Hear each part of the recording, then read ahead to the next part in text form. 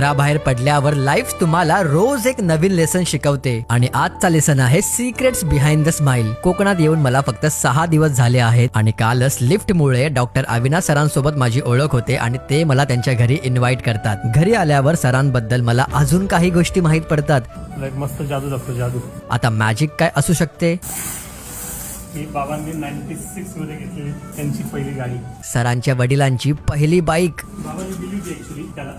मी त्यांच्याकडे गेलो, त्यांना रिक्वेस्ट केली, म्हटलं मला ती गाडी हवी आहे, द्याल का? तर ती मी रिस्टोर केली इथेच रत्नागिरीमध्येच.